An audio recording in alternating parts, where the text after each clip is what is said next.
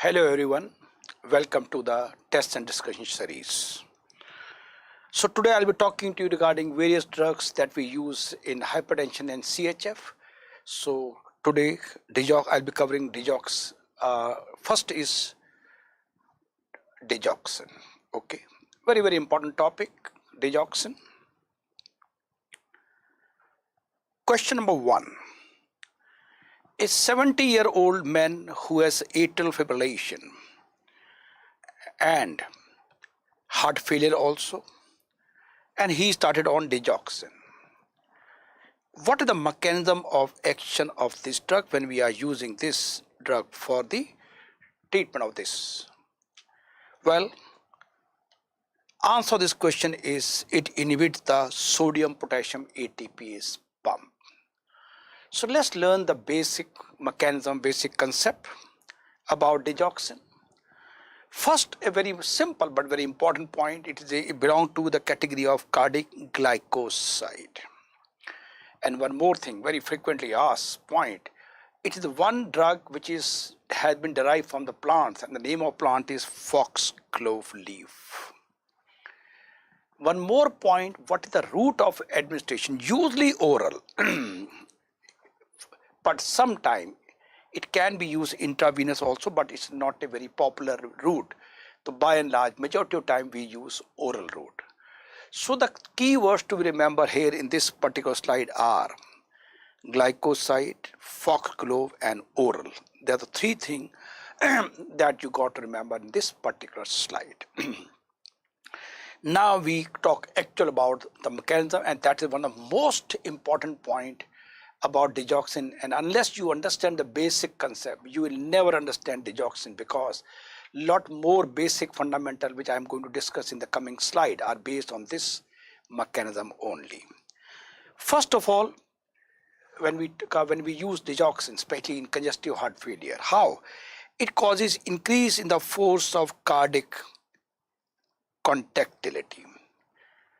That means the myocardium which is contracting, now it will be contracting much more forceful, and this is known as positive ionotropic effect. Ionotropy or inotropic. So any drug which increases the cardiac contractility will be known as positive inotropic. But why this happen? How this happen? This you will never understand unless you know this slide. This very important slide. Lots of basic fundamental are based on this slide. So let's learn. Normally, so first we talk about normally. Normally what happens, this is the cardiac cell. Cardiac cell, and normally what happens that we have sodium and potassium. Okay, sodium goes out and potassium comes in. Simple, most simplified version I am presenting to you. And this exchange is done by enzyme sodium potassium ATPase. Sodium potassium ATPase. Well, its balance is maintained, positive going out, positive going in. So now when we use Digoxin, it inhibits this enzyme. If this enzyme is inhibited, very simple, this sodium will remain inside, it cannot go out, and the potassium remain outside, it cannot come in. We are very clear about it. Yeah. Well, so this is one side of the story. Now there is one more story going on. In here also, calcium comes in exchange of sodium. There is one more ion exchange that is occurring in the cardiac cycle, is sodium going out and calcium coming in.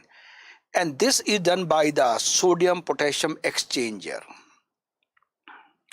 Sodium potassium sodium calcium exchanger.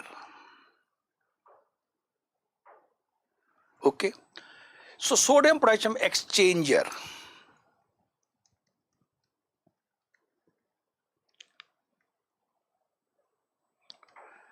with this the calcium will come in and sodium will go out. This second thing going on at the same time. So as I told you, now digoxin we are using, digoxin is going to inhibit this enzyme, sodium potassium ATPase. Now more and more sodium is inside the cell. Now more and more sodium will go out via this route, and with the result more and more calcium will come in. Now the calcium has come in, it will excess calcium is in the cell. It is going to bound to the contractile protein. Contractile protein in the myocyte, and this how there is increased cardiac contractility will be there by this calcium. Got it? So now same thing, this digitalis or digoxin, same thing, and this sodium potassium ATPase is inhibited. Potassium will stay outside, it will not enter the cell. More and more sodium will be there. This more sodium will get exchanged. Now this sodium will go out via this route. Calcium will come inside, and this excess of calcium is getting bound to the cardiac contractile protein, and that lead to increased inotropic. The same thing what I told you, nicely depicted in this slide. Yeah. Well, I like to discuss a little bit more about it.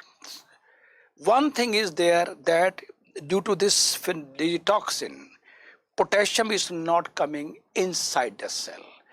The potassium will remain outside, definitely.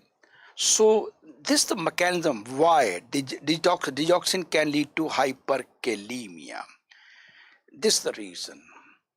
I'll be again talking to you more about potassium little later on, but as of now, we at least got an idea that digoxin is the one drug which can lead to hyperkalemia also. So we are clear about it. It inhibits the enzyme sodium potassium ATPase, increases intracellular sodium, and increases extracellular potassium, which later on lead to increase intracellular calcium, and that lead to increased cardiac contractility. Again repeating so that your concepts are very clear. So this is one side of the story that happened with digoxin. But digoxin also have it causes increased refractory period of AV node. Very, very important point. And that lead to delays AV nodal conduction. Well, basic concept. Here is the myocardium. Here is the Acei node. Here is the AV node. Bundle of his right and left bundle branch and Purkinje fiber. So friends, this is the Acei node.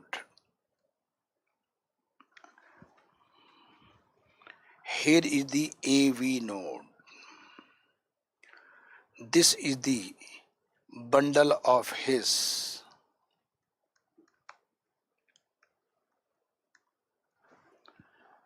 This is the right branch. This is the left branch. And these are the Purkinje fibers.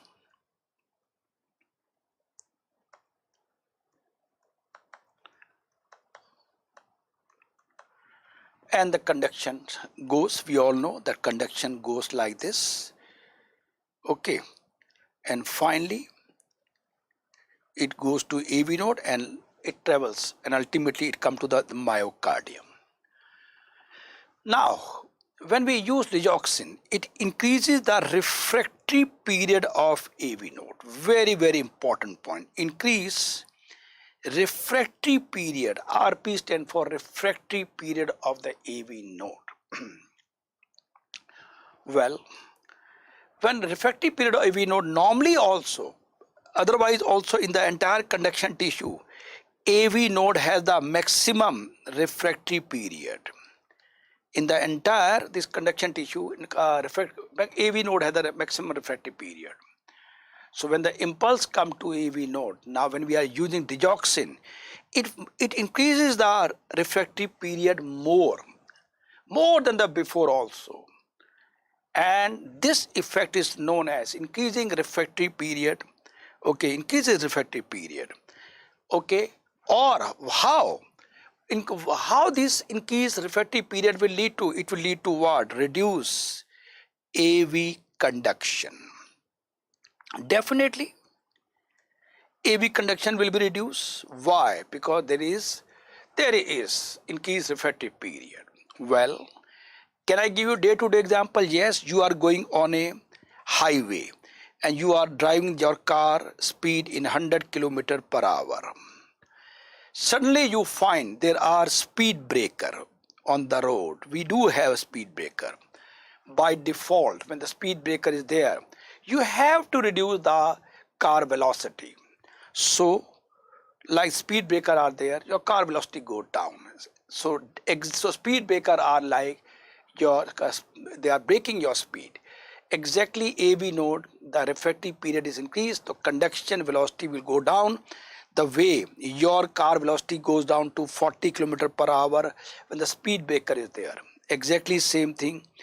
AV node, when we use digoxin, it causes increased refractory period that reduces the conduction velocity. What is this known as? Negative dromotropic. This word is not known to 90% students are not familiar. What is dromotropic? Dromotropic is the conduction velocity at the AV node. If it is reduced, we call as negative dromotropic effect. If it is increased, we call as positive dromotropic effect. And now you are you are intelligent enough to understand that digoxin is a negative dromotropic effect. This second point. Not only that, digoxin also stimulates vagus nerve, and that causes decreased heart rate. And anything which reduces heart rate is known as, any effect on the heart rate is so-called chronotropic effect. And that anything which reduces the heart rate is negative chronotropic effect, and anything which causes increased heart rate will be positive chronotropic effect. But digoxin is a negative via vagus stimulation. So friends, so what we learn, that digoxin is a positive inotropic. It causes increased cardiac contractility. It reduces AV conduction, so it's a negative dromotropic, and it is reduces heart rate, is a negative chronotropic effect is there. Right? Understood? So now the heart rate is slow. So definitely, what is the effect of slow heart rate? Now let's lead more advanced cardiology and will correlate nicely with pharmacology and physiology also. So three things, total integration. Slow heart rate. Slow heart rate means increase duration of diastole. Definitely diastole. This will lead to what? Increase the ventricular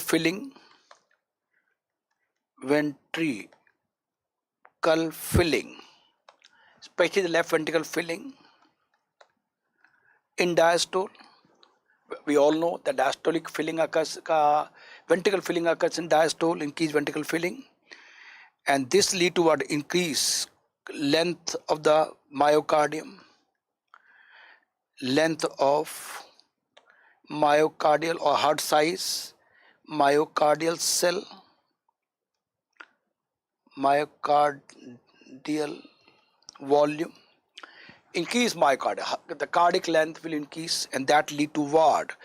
More the length, more is the force of contraction. What is this known as? Frank-Starling law. Frank-Starling law. We know very well that longer the cardiac muscle size or heart size, more is the cardiac contraction. So one more way by which this digoxin is going to help to apply Frank-Starling law is increase diastolic filling, and this point is not known to 90% student. So friends, nicely correlating your physiology, pharmacology and medicine. So ultimately net result will be increased cardiac contractility. So inotropy is even helped by the Frank-Starling law also. Okay, so increased diastolic filling for the greater contractility by the Frank-Starling mechanism. So this is a basic fundamental we learned. A quick recap what we all learned in this.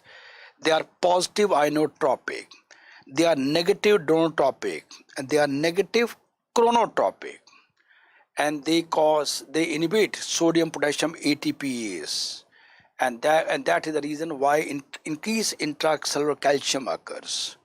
Okay, and that lead to increased cardiac contractility. It's a very, very important slide. So as I told you, domotropic effect is the AV conduction. Now negative domotropic is by vagal stimulation as well as by digoxin also. And positive domotropic we can see in when we use epinephrine. Epinephrine causes increased cardiac conduction. That's why it's one more mechanism by which epinephrine increases the heart rate. Okay, because it led to rapid conduction from AV node. With this background, so nutshell is that digoxin is a positive inotropic effect, is a negative chronotropic and negative domotropic effect. This is a summary of the what we discussed in the previous slide. So finally, by all the mechanism, the heart contraction will be stronger when we use digoxin. So it will pump at a slower rate but much more powerful. Slow but powerful. Pumps more efficiently also. So that lead to increased stroke volume. And hence the cardiac output increases. Well, little bit more basic concept about this. Stroke volume, cardiac output, etc. Ultimately cardiac output increases. That means it will help to treat a case of congestive heart failure. Definitely, because more and more blood going out, so when the blood goes out, it will decongest the lungs also. But this you have understood 80%, but I want you to understand 100%. That is possible only when you know the basic physiology of the stroke volume, cardiac output, etc., without which you will never understand. So let's come and then we'll correlate nicely physiology, pharmacology and medicine also. So let's talk about basic physiology and how digoxin is going to help in pharmacology. Cardiac output is heart rate multiplied by stroke volume. This is basic. If I ask you how much is the cardiac output, everybody knows it is somewhere around 5 to 6 liters per minute is the liter per minute is the cardiac output. But how this figure comes, that is not known to most of students. So let's learn the basic, don't worry. So this is formula, we learned it. Let's know what is stroke volume and how we calculate the stroke volume. Physiology, basic physiology. And the diastolic volume of each ventricle is around 100 to 120 the range. Some books write even 80 to 120 also, but for easy calculation I am taking 120 ml.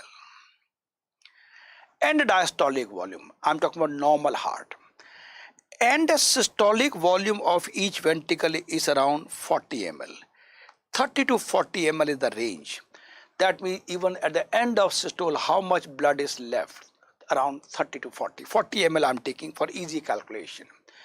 That means with the end of each stroke, about 80 ml blood goes out of 120.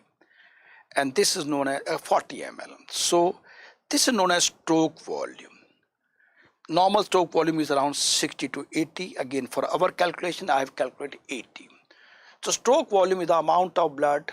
To write down, stroke volume is the amount of blood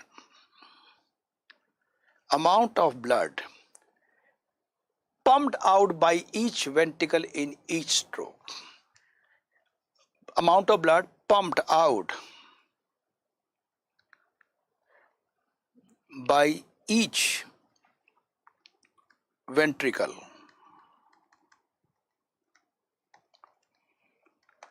in each stroke. Okay, this is the stroke volume. So we got stroke volume of 80 ml.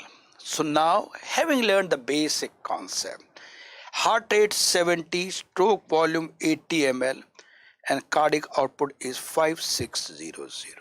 This is how we get the value of so-called 5 to 6 liter. I hope you are much wiser now regarding the basic concept about stroke volume, cardiac output. Okay, so when the heart is failing, the stroke volume is less, and when we use digoxin, then what happened? More forceful contraction. More forceful contraction means more stroke volume.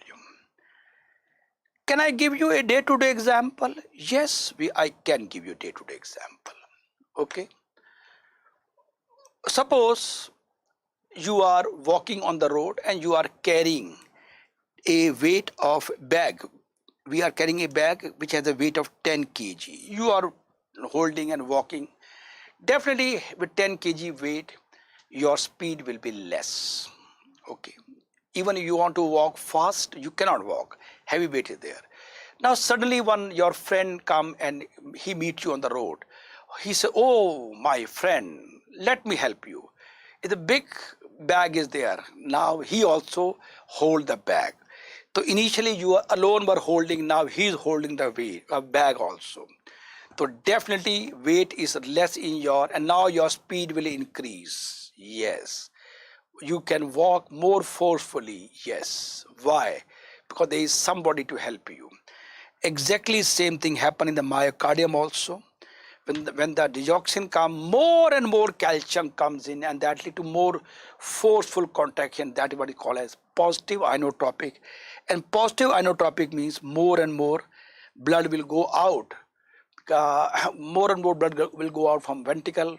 Stroke volume will increase. And remember, when the patient was in heart failure, stroke volume may be as low as 40 ml also. So now, when we use digoxin, it will increase to 50, 60. Stroke volume will increase. Stroke volume will increase means cardiac output will increase, and that will remove the symptom of congestive heart failure. So I hope you understood the basic concept about physiology, pharmacology, and medicine at one go only. It's an integrated approach. That's what you needed at the moment, right, sir? So we are clear about all these net effect in medicine. Now, a little bit more pharmacology. I told you it is usually we give oral, and 70% of the oral dose is cleared unchanged by the kidney. Now come the clinical applied. The clinical applied is that we learn that the dose what we are giving to patient goes out via kidney, or that means it is going out. Route of elimination is kidney. The clinical applied is, and the normal half-life is 36 hours. That's why we give once a day dose. Half-life 36 hours. But the clinical applied is that when the patient has renal dysfunction or renal failure, during renal failure, the half-life will be increased definitely. So you need to reduce the dose. So you have to, the clinical applied, you have to reduce the dose in renal failure. Very, very important point. So, because or same thing, if the patient has renal failure, you are giving the normal dose, it will lead to toxicity. The point remain the same. The ultimately you have to reduce the dose of digoxin. Okay. So the keyword are it remove unchanged. The only one point you got to remember. The route of elimination is by kidney. Okay. So let's talk about question number 2. Patient has impaired left ventricle function. That means patient is in heart failure. You give intravenous digoxin, and remember he was severely impaired left. Now routinely we give oral drug, but in very extreme cases we may have to give intravenous digoxin. And of course when we are giving, it increases cardiac output. You know the reason why cardiac output. You know what is cardiac output. You know why the cardiac output will increase, because you know the basic concept. So once the cardiac output increases, decreases the atrial pressure. Okay. Now what is happening? What is happening inside the cell? What is simply he's asking the same thing, but in a very smart way. What is asking? What is the mechanism of action? Just see how beautifully he has changed the wordings.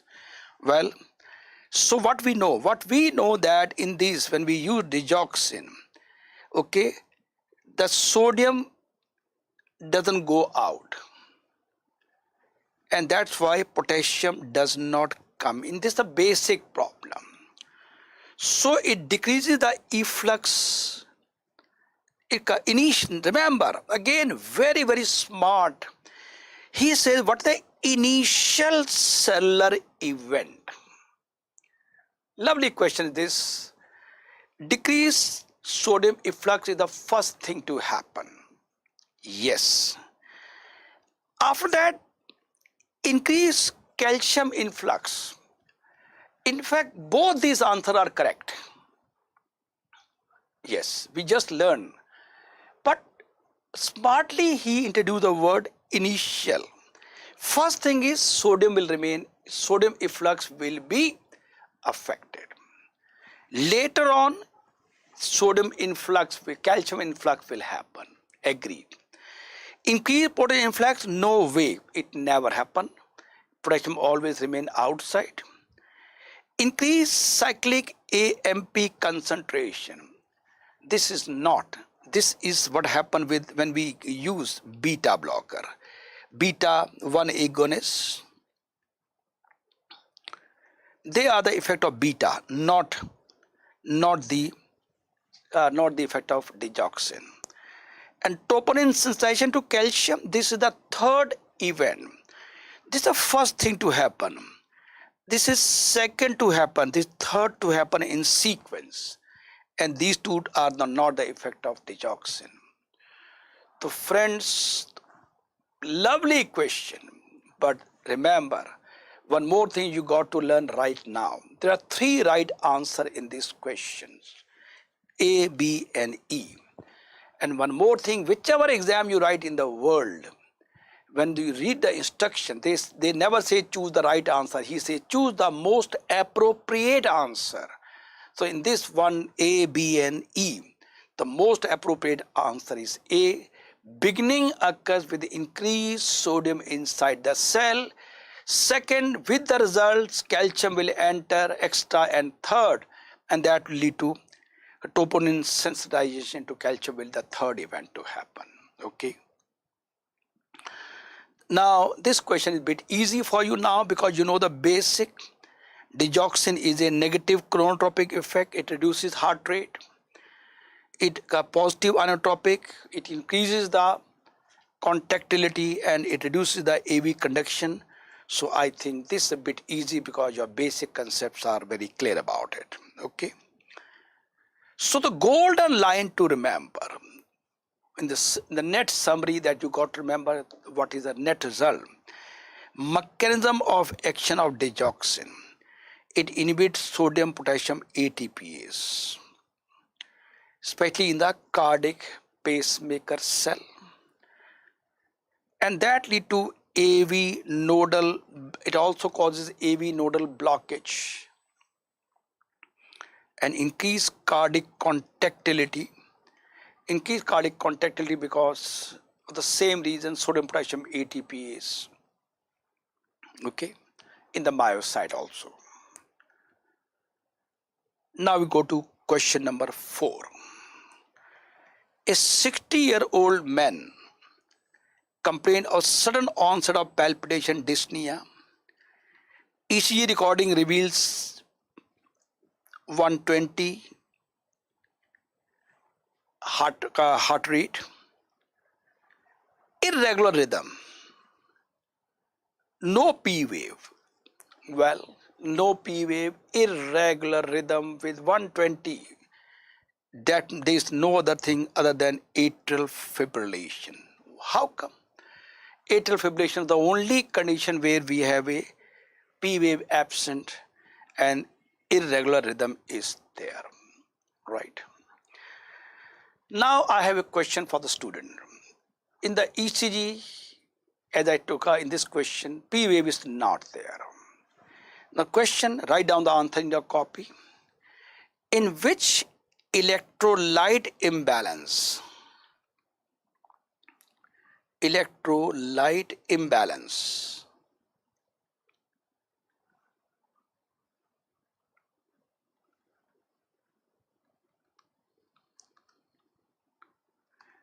which electrolyte imbalance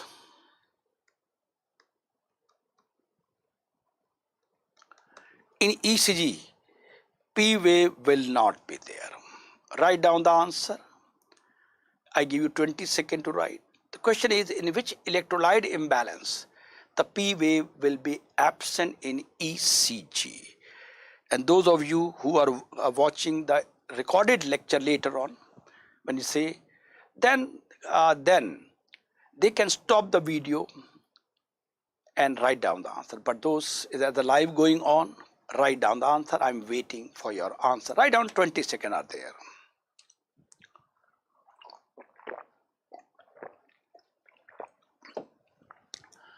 Well, I'm sure you have written the answer. Answer is hyperkalemia. Hyperkalemia.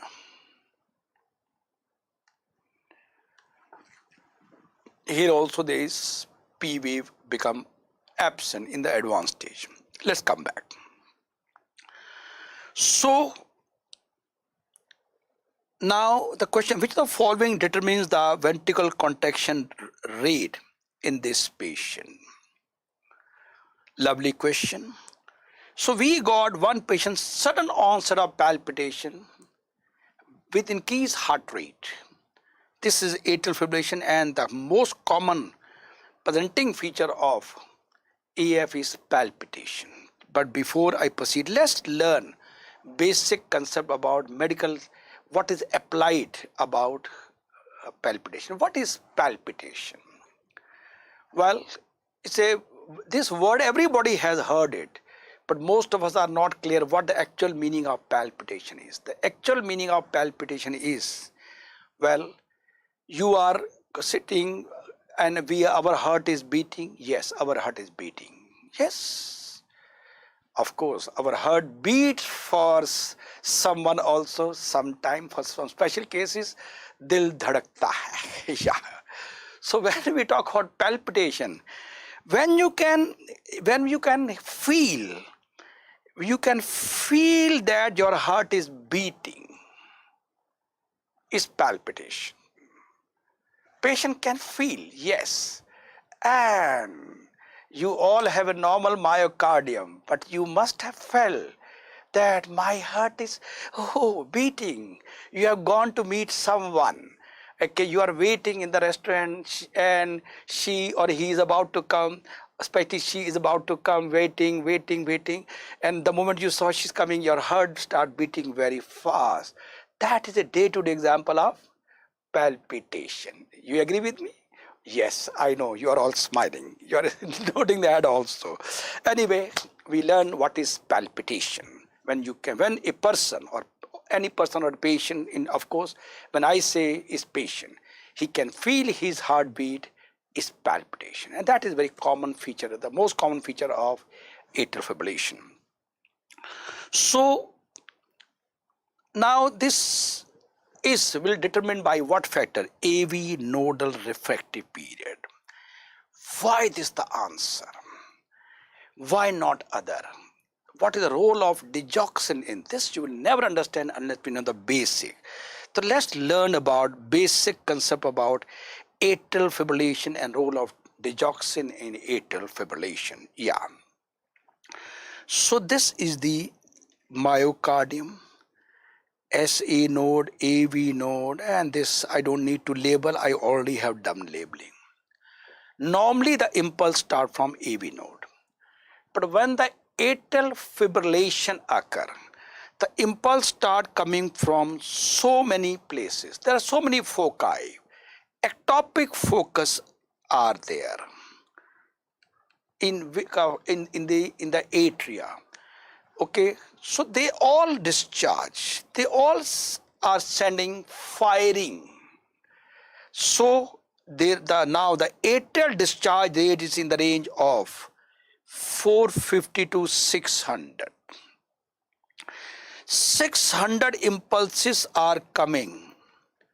600 impulses are coming to this AV node from various foci in atrial fibrillation.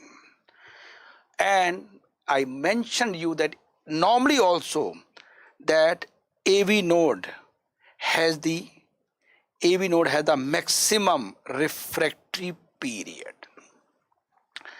Impulse come and the refractory period, the gate is closed, impulse cannot go down. So out maybe 600 impulses have come down, only 150 impulse it will let go down. Only 150 impulses are going down. That means about 450 impulses will be stopped here at the level of AV node only. 600 impulse coming, 150 going, 450 are stopped. This is known as concealed conduction. So commonly asked question, concealed conduction occurs in which condition? In atrial fibrillation. Out of 600 only 150 have gone down. Well understood. So now we know the basic pharmacology. When we have used digoxin, it further increases the refractory period of AV node. That means it will further slow down the conduction at AV node. So now the refractory period is even more than the normal. Well, so now even lesser number of beat will go down. Now the maybe only 120 impulse go down. Later on only 100 impulse go down because of refractory period, increased refractory period, right? Sorry. So that will reduce the ventricular rate. That is the reason we use digoxin in atrial fibrillation, especially that it is going to reduce the ventricular rate, and the ventricular rate goes down. Advantage are when the ventricular rate goes down, so it will lead to what? Reduce palpitation. The feeling of palpitation that doctor, my heart is beating very fast, will be reduced. Number two, ventricular rate is slowed down, so better filling of ventricles. Why? Heart rate is ventricle, so heart rate is slowed down, so diastole will be more, diastole period will be increased. Period is increased, and that definitely that will lead to better filling of the myocardium, the point I discussed previously. So better myocardium filling that will lead to what? That will lead to increased cardiac output. So understood? So now with the reason when we use this drug, the main thing is to reduce the ventricle rate, and also now more blood has come to the ventricle, and with the forceful contraction it will send more blood out. So friends, it will help in, so nutshell will be, it will lead to more blood to come in. Why? Ventricle rate is slowed down, more blood will, better diastolic filling. And in the next systole, due to better cardiac contractility, it will push the blood forward because of positive ionotropic effect. Okay, so they are the advantage that we have of use of digoxin in case of atrial fibrillation. Now, with this background of basic concept, I like to talk about clinical uses. So we learned the physiology, we learned the pharmacology. Now let's correlate this finding with the medicine also. Clinical medicine, of course, we use in heart failure. Now I don't need to repeat because it causes increased cardiac contractility and symptoms will improve. Symptom will get reduced very fast. But remember, it is not the first line treatment in all cases of CHF. This is again a very important point. It can be used as a first line drug or the initial drug in case of rheumatic heart disease or so-called valvular heart disease with CHF. We can use in congenital heart disease. CID is congenital heart disease with CHF. We can use digoxin. But in myocardial infarction with CHF, we don't use it. It's never the first line treatment to treat a case of CHF in MI. Now come the gold medal question. What is the reason? Write down the answer in your copy. Why we don't use in CHF with MI? Quickly, you get 20 seconds to think and write down. Why we don't use in MI?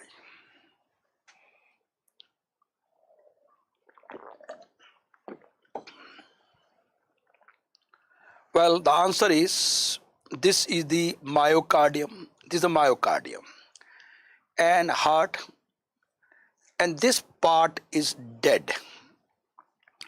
This part is dead. This is myocardial infarction. I don't need to discuss and tell the illustrious student listening to me. Infarction means tissue is dead. Is dead tissue is there. So if the tissue is dead, then definitely, if dead tissue, then sodium, potassium, ATPase, which is the main enzyme to which the digoxin is going to inhibit. In dead tissue, there is nothing like ATPase. So no ATPase in a dead tissue, the digoxin will not be effective in those cases. That's why it's never the first line treatment. Then we have other treatment to be used in acute MI with CHF. That is altogether a different topic. At the moment I'm talking about digoxin. So we learned why it is not the first line treatment in MI with CHF. In MI we use to treat atrial fibrillation, not we use to treat congestive heart failure. Well, now it reduces the refractory period of atria. Okay, this is important. Why and how? This I am going to discuss now. So we learned about, again you got to know a lot of basic physiology, pharmacology, and with the clinical side also. So what I told you, It reduces the refractory period of atria. What I have told you previously, it increases refractory period of AV node.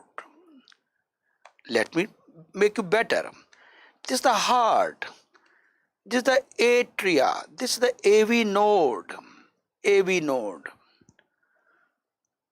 It increases the refractory period, but in the atria, it reduces the refractory period. Well, so that means it will make atria, with this it will make atria more excitable. Very funny.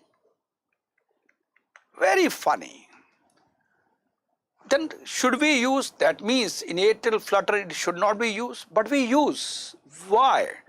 So when we use in atrial flutter,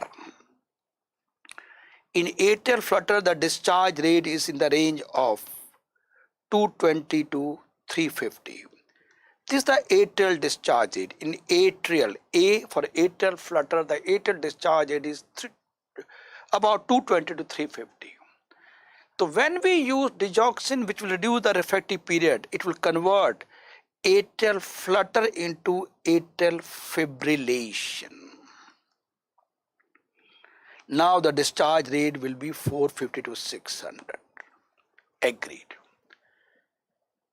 Oh, so we, in other way, if I'm not wrong, if I say we have artificially converted into flutter into fibrillation. Now I'm sure everybody is thinking why we are using this, why we are doing it. So once at the same time, the refractory period of AV node will also increase with digoxin, and this how it will going to reduce the ventricle rate. Ventricle rate will go down. And what I want to convey the message is that when the patient of atrial flutter come to you, then the ventricle rate may be as high as 200 also, maybe very high. So our primary aim is to reduce the ventricle rate. One thing you got to learn, whether flutter or fibrillation, our primary aim is to reduce the ventricle rate, and that is achieved by increasing the refractory period of AV node. Right? So we come back, we learned that it converts atrial flutter into fibrillation. You understood why? Because it reduces the refractory period of the atria. So it increases the atrial rate but delays AV nodal conduction, thereby it reduces ventricular rate. This reduces ventricle rate, and that is our aim. Our target is to reduce the ventricle rate. Alright, so we understood. So this one part of the story, so let's learn a quick recap. We use to treat heart failure. We use in atrial flutter, but we convert into atrial fibrillation, and our ultimate aim is to reduce the ventricle rate. So there are 4 keywords: 1, 2, 3, and 4. There are 4 keywords that we learned in this particular slide. Now we move on to more advanced pharmacology. More advanced pharmacology, let us see. So the net result of the previous slide was rate control in atrial fibrillation. Which rate control? Ventricle rate control. We learned and we did it. So now we talk about a little bit more. Quinidine has opposite effect. What do you mean by this? Go back. So refractory period of atria, AV node. Digoxin reduces the refractory period of the atria, increases the refractory period of AV node. But once we use quinidine,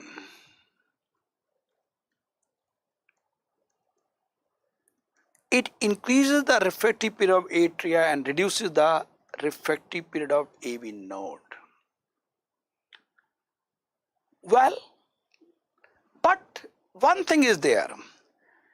The quinidine has two effects, but effect on atria is more than the effect of AV node. In digoxin, effect on AV node is more than the digoxin. What I want to convey the message is that when we use quinidine, effect on atria is far more than the AV node. When we use digoxin, effect on the AV node is more than this. It means what? If we have a new onset atrial fibrillation, if we can combine these two drugs, we'll be getting advantage of both. We'll be getting reduced atrial rate and we'll be getting reduced ventricle rate also. But got it? But there is one more interaction is there about which I'm going to discuss little later on. But as of now, we learn a little bit more pharmacology about quinidine, which belong to class 1A, anti-arrhythmic drug, and digoxin belong to cardiac glycoside. So there are two drugs belonging to different categories, but we have a situation where we can combine, but not all cases. All depend on clinical judgment also.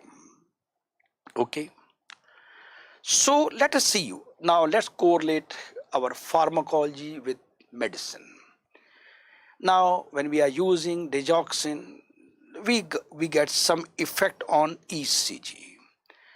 At therapeutic level, this is important to know.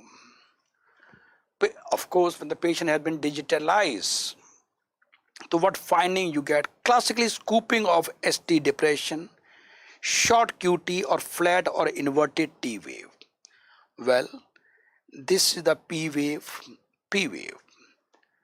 and this is the, this is the ST segment. This ST segment scooping is there. Scooping or ST depression is there. T wave may become flat and the QT interval shortens. Write down short QT, flat T wave, and ST scooping. Let me show. Oh, yeah. This is the ST segment depression. Okay, like this. This is known as like reverse check mark sign. Your teacher used to check your copy in school and they used to mark like this. Yes. Mark, check mark or tick, they used to tick like this. Here what we are getting is like this. So we are getting reverse check sign or reverse tick sign. Is classically question they ask in the exam. This is seen in when the patient is digitalized. In the therapeutic range, this you can see.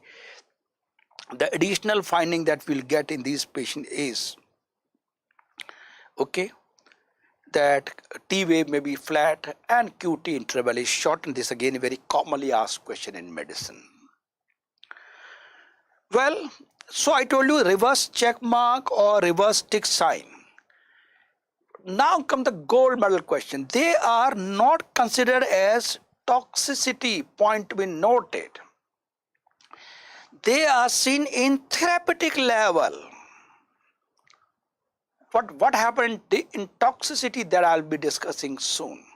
So these again, if this is not known to most of students, they get confused at this particular step in medicine. The examiner will say ST segment depression is getting is toxicity. No, that's simply that it is digitalized. And what finding we'll get in toxicity, I'll be talking soon. So we are getting is little, you can see scoop type of thing like this. Okay. And if you look into QT interval, this is the QT interval, beginning of Q to the end of T wave. This hardly, because this QT interval is how many small square? 1, 2, 3, 4, 5, 6, 7.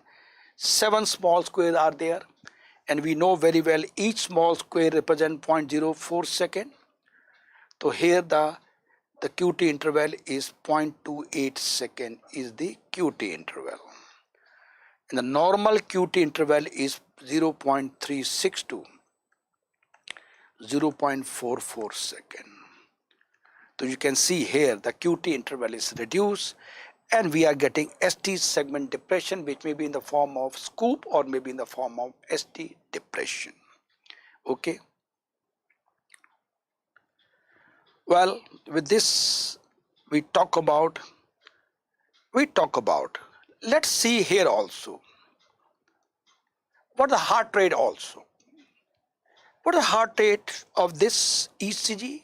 Again, I give you 20 seconds to think.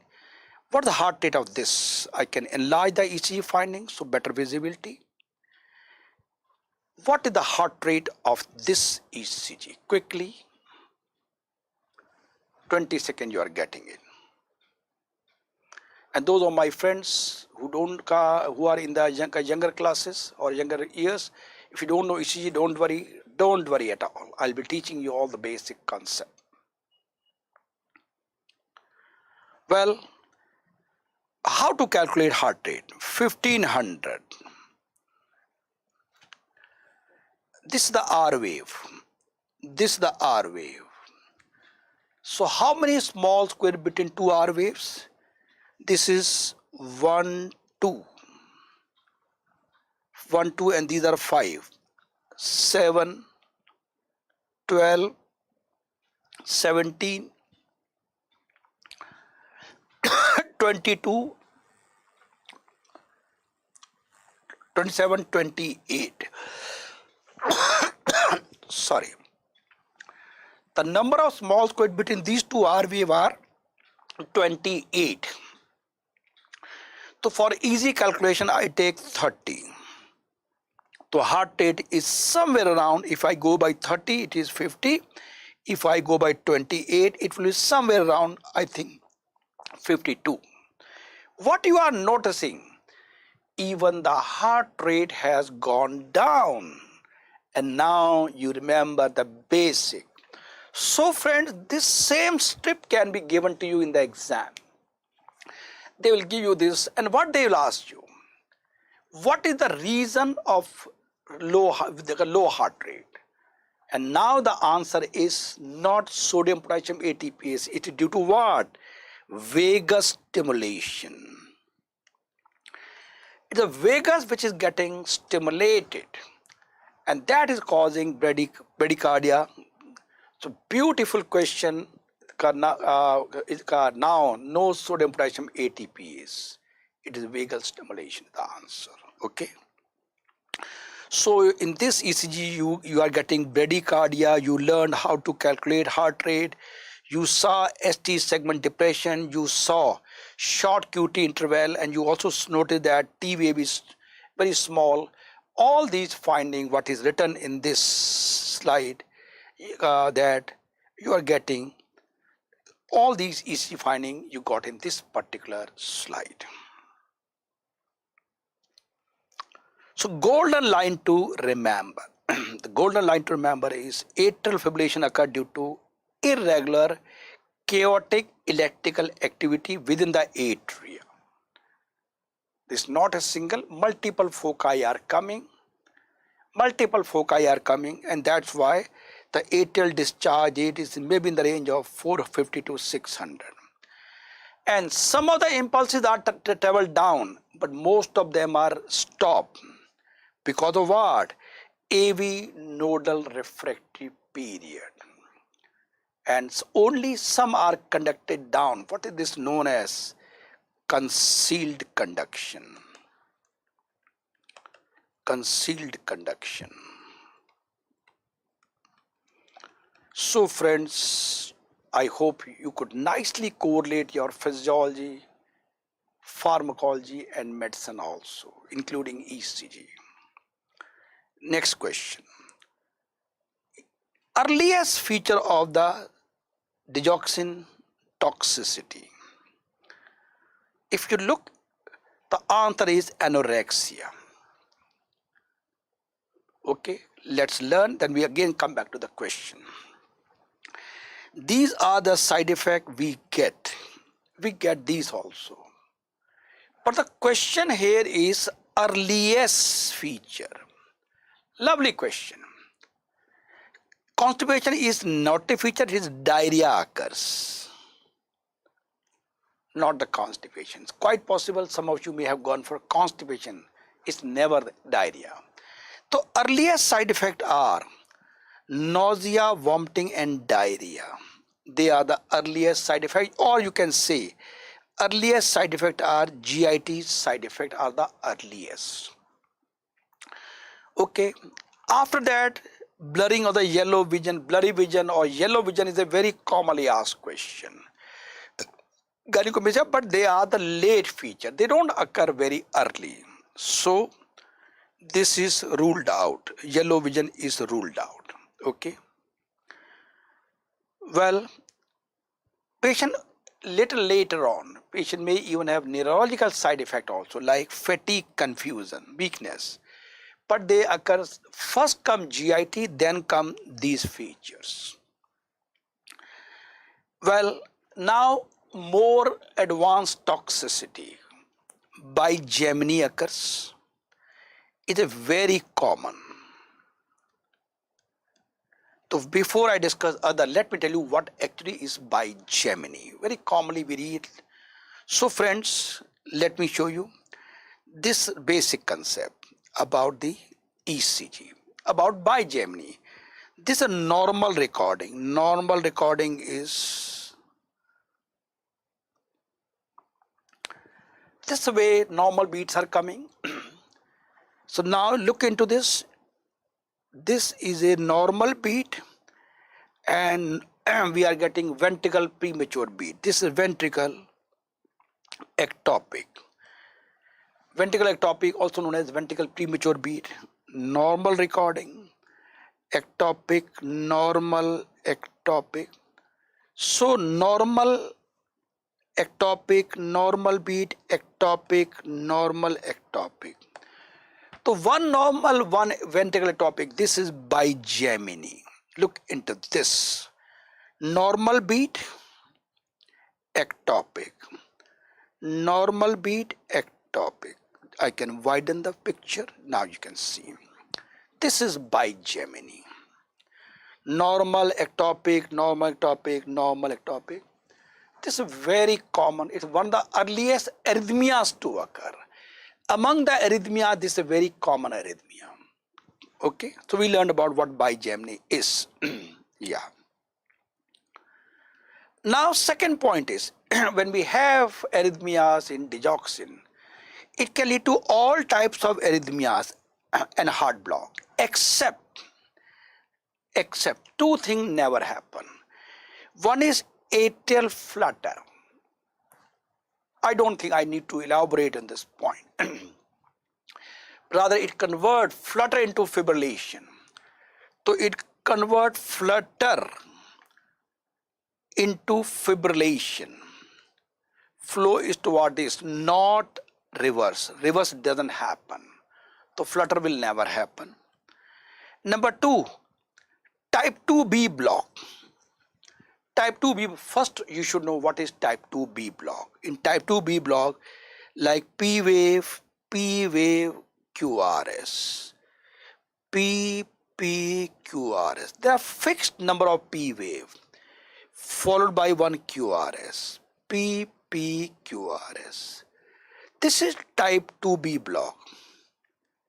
Type 2B block. Okay. This doesn't happen. Why? When the type 2B block occurs, the problem is not in the AV node, it is below. The defect is below the AV node. Hence, that part is not affected by the digoxin. So 2B doesn't happen. So what you got to remember, what doesn't happen, very common, these two things never happen. These two never happen. But one more problem that can happen is hyperkalemia. The point I mentioned in the very early stage, that hyperkalemia, the problem about this I'll be discussing in more detail, that's a very important part of discussion. So friends, we learned toxicity. So let's learn more. 62-year-old man, okay, he was supposed to come for the appointment for CHF, but he doesn't come up. So upset tummy is there, and he has stomach upset, some looks to be GIT side effect. Disturbed color perception, definitely he seemed to have a digoxin toxicity. Nausea, vomiting, fine. And diarrhea, that has worsened over the past 2 weeks. So as far as history is concerned, looks that he is having some digoxin toxicity. These are non-specific. They can occur in n number of situations. But color perception, although he has not mentioned, may be yellow color, especially in the setting of congestive heart failure. Okay, it has been controlled by multiple medication. Okay, so what he says, the cause of this patient current symptom is not treated, which complication can occur further. If you look into this, he is talking about the early side effect like nausea, vomiting, diarrhea, and color perception, that means slightly more than the early. So now he says what next dangerous complication can occur, that is arrhythmias. I told you in the previous slide, it can develop all types of arrhythmias and block except type 2B block and flutter. Angioedema is a problem of Acei. So this is not a complication of digoxin. Bronchoconstriction occurs with beta blockers. It is not a complication of digoxin. Pulmonary edema is not a complication, again a complication of beta blocker if used in high dose. Hypotension can occur more commonly with beta blocker and Acei, although hypotension can occur with digoxin, but that's not a main problem. Main problem is arrhythmia. This is also right, this is also right. Again, the concept is choose the most appropriate answer. Most appropriate answer is arrhythmias. With this background, we learned about that arrhythmias can happen. So next question, 75-year-old lady, nausea, vomiting, confusion also. She's under treatment of atrial fibrillation and heart failure for last several months. Now the potassium is 5.7, calcium 9.3, creatine 1.5. ECG shows a heart rate of 50 beats per minute with regular rhythm. BP is 130/80. Okay, wonderful. Let's revise again. He says heart atrial fibrillation is there, and several medication. He did not mention the medication, but one clue what he gave is that potassium is on the higher side and 50 beats with regular rhythm. Okay, that's all. BP is also normal. Now, which of the following is most likely to happen is digoxin? Why this answer? This you will never understand unless you know what happened to this gentleman or this lady who has been given multiple medication. Well, this lady was atrial fibrillation, and now she has a bradycardia. Bradycardia means less heart rate. Bradycardia.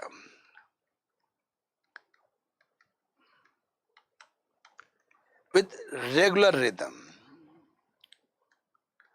Friend, this, if you are getting like this is nothing but patient has developed complete heart block.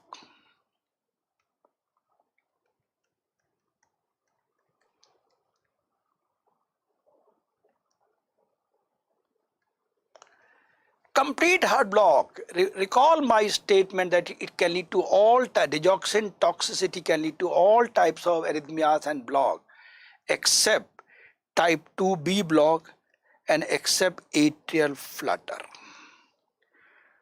So it's a very commonly asked question. Patient on atrial fibrillation on digoxin therapy, if you are getting bradycardia with regular rhythm, he has got complete heart block, he has a lot of toxicity. Is there. Stop digoxin immediately or take care of by other how we are going to treat. I'm going to discuss just now. But one thing is there, bradycardia is complete heart block is there, right? Okay.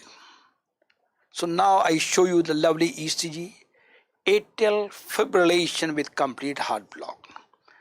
You can see these are the there is no P wave, no P wave. You're getting regular rhythm. Rhythm is regular. Okay, with the bradycardia also, if you can look into this, it's not very clear. But well, bradycardia with absent P wave is digoxin toxicity, that is atrial fibrillation with CHB is complete heart block, also known as third degree heart block.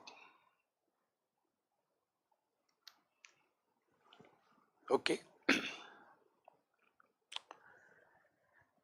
Question number 8. We are getting a patient taking digoxin, and which additional drug can lead to toxicity?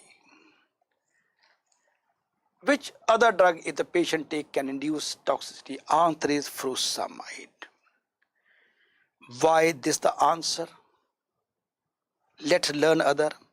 But this lead to hypokalemia. And hypokalemia is a very potent cause of toxicity. Why and how I'm going to discuss in a minute only. Metformin has nothing to do with digoxin. It's a drug that we use in diabetes. So it has got no effect on digoxin. Nitroglycin is for angina. It's a type of nitrate. It doesn't have a much effect with any interaction with digoxin. Coumadin is nothing but is a type of anticoagulant.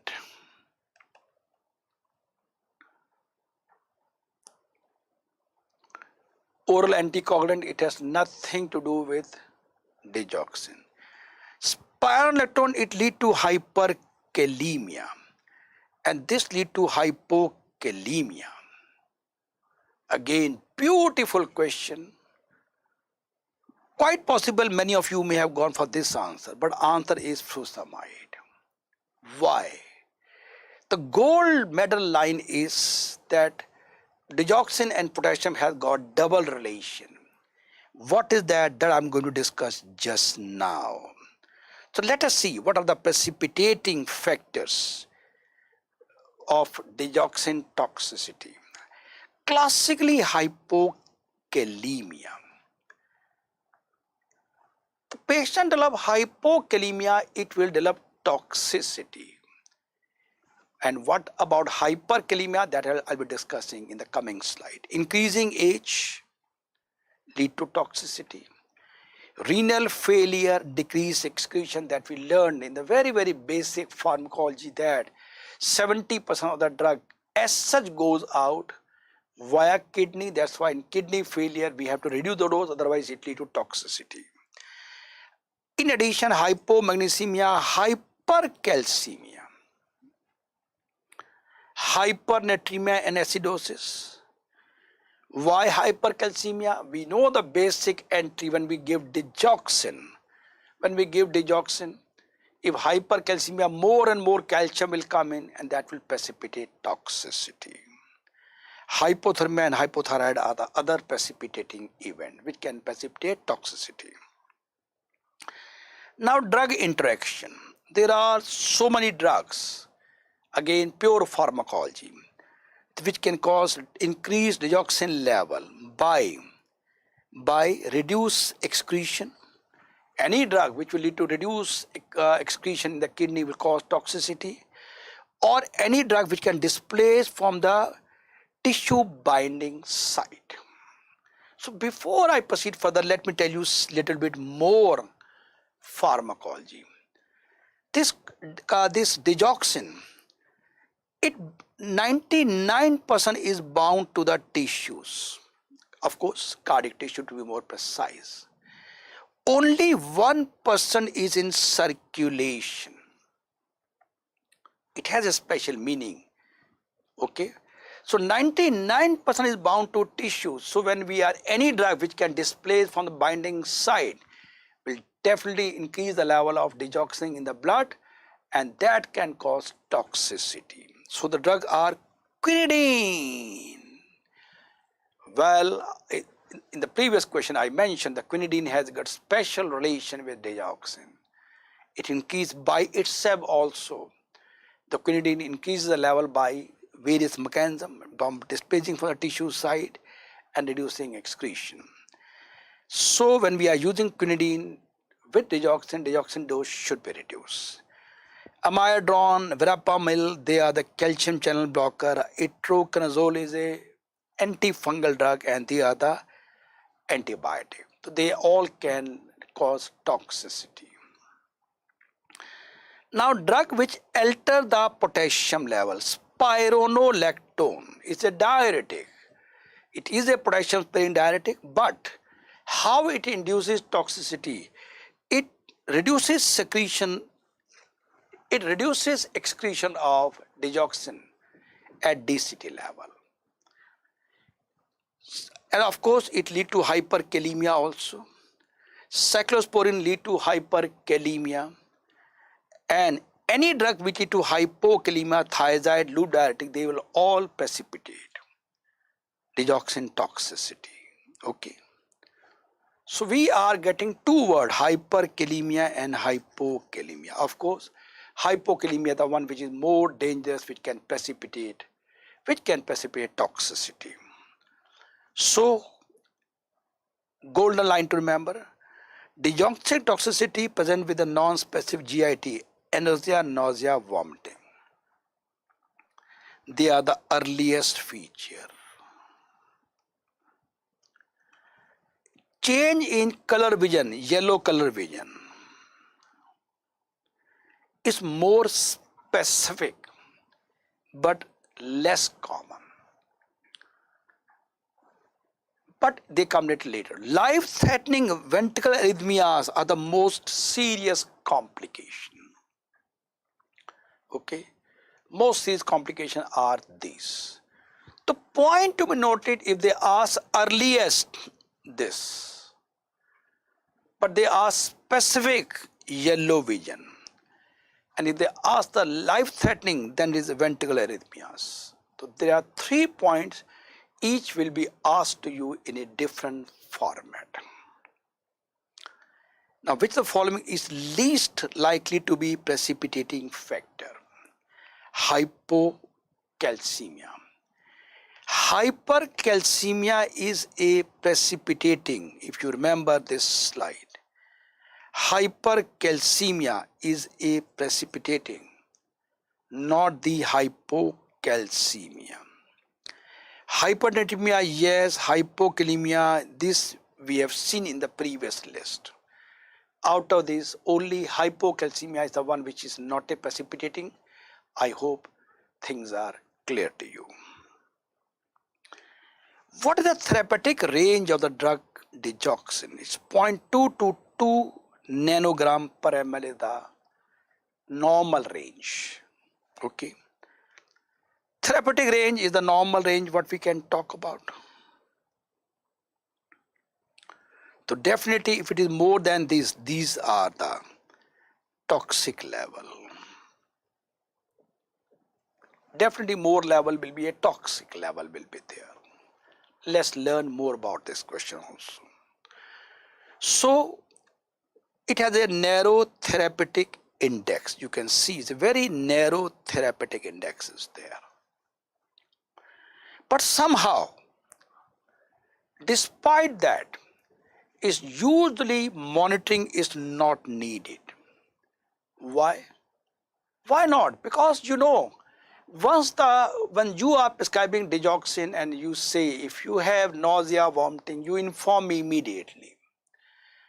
Definitely nausea, vomiting, diarrhea, what are the earliest side effects the patient will report to you, and you can understand the patient is going toward the toxicity. So you will reduce the dose or you manage. So you don't need to go for the monitoring on regular basis. Now suppose the patient has come to you with nausea, vomiting, patient on digoxin therapy, nausea, vomiting, diarrhea. You are suspecting toxicity. If you want, you can check. But when? 8 to 12 hours of the last dose. These are the guidelines by American Heart Association and the NICE guidelines that whenever you have to check it, it should be checked not immediately, 8 to 12 hours after the last dose. So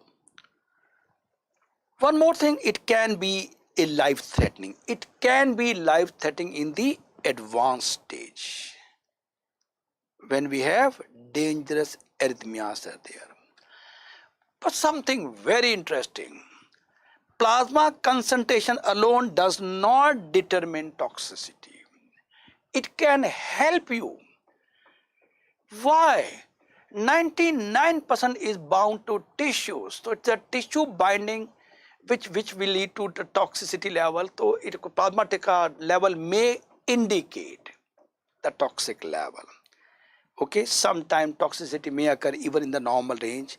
That's why it is not a very routine practice to check the digoxin level. So keywords are life-threatening, plasma concentration may or may not be high even with the toxic feature.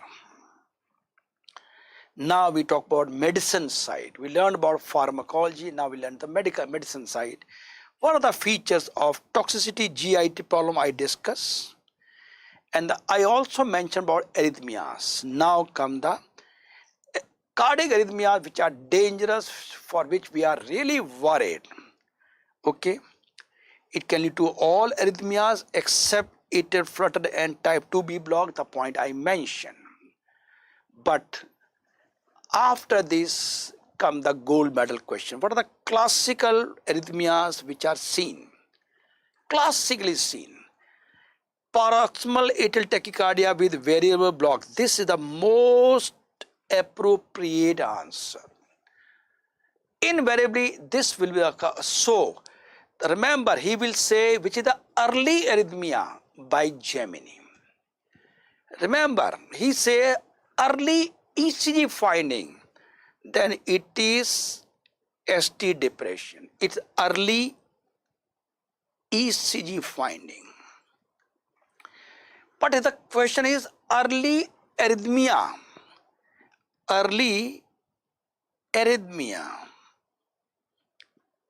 then it is by Gemini. By Gemini. But if the question is with a characteristic arrhythmia,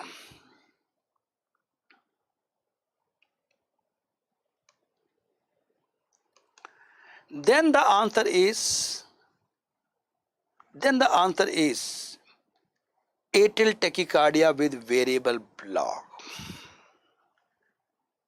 Friends, 3 different ways question can be asked to you. Be guarded. What is asking? Characteristic. In addition to that,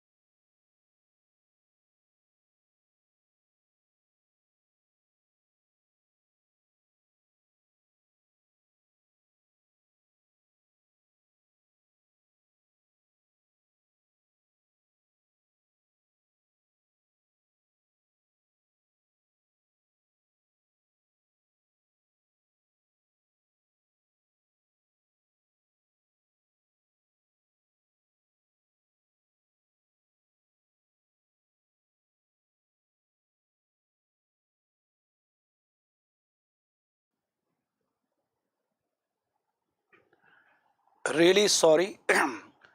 uh, my mic battery went down, and that's why you could not hear for the last 2 3 minutes. Don't worry, I'll be repeating again. Okay, sorry for the inconvenience, but that was so. My staff has told me that to repeat from this particular slide. Let us start. Significant hyperkalemia occurs is again a indication of starting with antibodies. So friends, this is all about digoxin, its physiology, its pharmacology, and nicely correlation with medicine also and cardiology also. So if you know this much about digoxin, you can appear for any exam in the world. This much knowledge is good enough for you. Okay. ACEI, angiotensin converting enzyme inhibitor, again a very important topic. You always get good amount of question in all the exams throughout the world. So let's say the first question on ACEI. We are getting a 41-year-old male. He come to you with exertional dyspnea and pitting edema, also distended JVP, and which substance is released from pulmonary endothelium. If you look into the history, exertional dyspnea, pitting edema, they indicate congestive heart failure. Exertional dyspnea is most likely CHF, congestive heart failure, and exertional pain chest most likely to be angina, and which is being produced by is ACE, is what which is getting produced from the pulmonary endothelium. Okay, renin is produced by the kidneys. Aldosterone is by adrenal cortex. Renin, vasopressin, this come from posterior pituitary. And prostaglandin is usually the one which is again present throughout the body. It comes from various places. So let's read about basic concept or basic physiology. Juxtaglomeral apparatus. Very important part in the anatomy and physiology. Basic concept.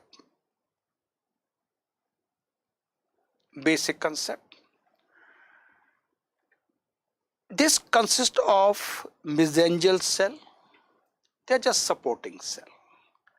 But the important cell are juxtaglomeral cells, which are modified smooth muscle of the afferent arteriole. This can't afford to forget this. Afferent arteriole. Macula densa, which senses sodium, and there's a part of DCT, distal convoluted tubule. It means the carry home message is it's the afferent arteriole plus DCT.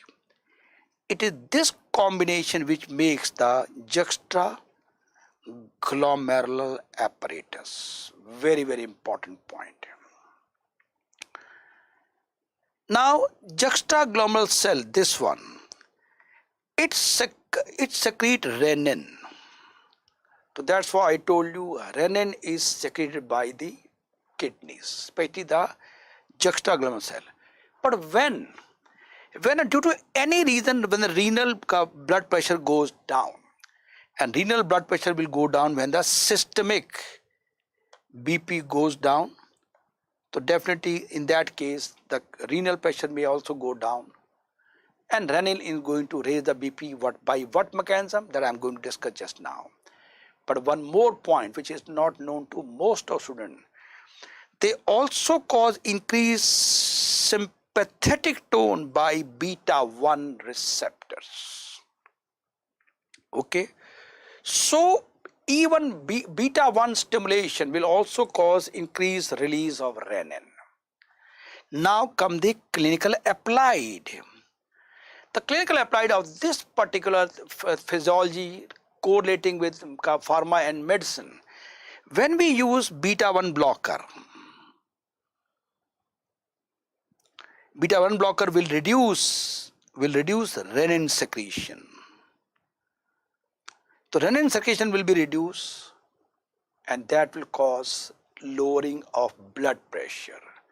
So beta 1 blocker, they lower the BP by two mechanisms. One is by the beta receptor acting in the myocardium, but they also reduce the renin by acting in the juxtaglomeral cell in the kidney by reducing renin level also. Okay. Now macula densa cell, which are the part of DCT, they are sensitive to sodium chloride delivery. Due to any reason, especially in condition of dehydration, suppose there is any reason of dehydration is there, less amount of sodium chloride will be there, and that when they come to the urine, come to DCT, they sense that body has less amount of volume. So now they will cause increased renin secretion. So renin secretion will be done by the macula densa also due to any reason which lead to reduced blood volume. And what it lead to? It causes efferent arteriole constriction. Point to be noted that they are going to cause, this is the efferent arteriole, they are the capillaries, and this is the efferent arteriole. And now the blood volume is reduced, patient is dehydration, so this efferent arteriole will constrict. What will happen? Yeah, this efferent arteriole has constricted. Look into this constriction. So definitely there will be increased pressure in the glomerulus. Increased pressure, now filtration will happen. So by constricting the efferent arteriole, they will try to maintain the filtration fraction. Filtration fraction will be maintained, right? So they will prevent their renal failure. With this background, now look into the diagram, lovely diagram. So what I told you that we got efferent arteriole, we have a macula densa cell, these are the macula densa cells, and these two together they constitute juxtaglomerular apparatus. This diagram you can get in anywhere, but however you can write down, right? So this is the efferent arteriole. It is this one which got constricted by renin, and these are the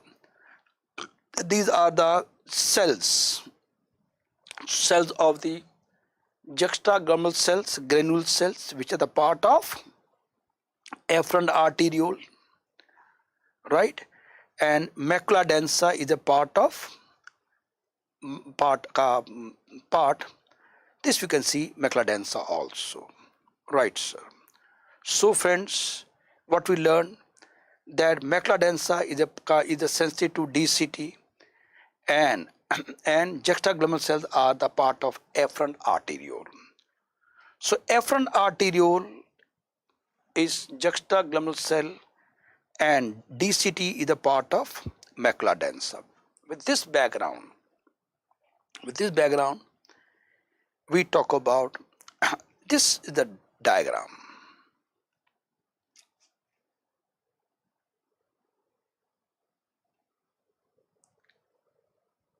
Yeah. This is in fact, this is a summary of the entire ACEI. It's a big slide, not possible to show you the whole slide at one go. So I will show you in part, and I'm going to explain you one by one. So this, as of now, I'll be focusing on this. Yeah. This is the lungs. Okay, lungs. This is the kidney, and in the previous slide I told you that kidneys secrete renin. By what? Whenever BP is reduced, I mentioned the previous slide, and this is by the juxtaglomeral cells. And if sodium delivery is reduced, macula densa senses that causes increased renin release. And I told you increased sympathetic tone by beta 1 response. These three are the potent stimulus to release renin. Agreed? Yeah. So we know, and renin will be coming from the kidney, and look, they are positive. They are the three which are going to cause the release of renin from the kidney. Done. What is going to do? Oh, it is angiotensinogen coming from liver. Liver. Renin from kidney. Very, very important, and people get confused here, so don't worry. Now this renin will convert angiotensinogen into angiotensin 1, right?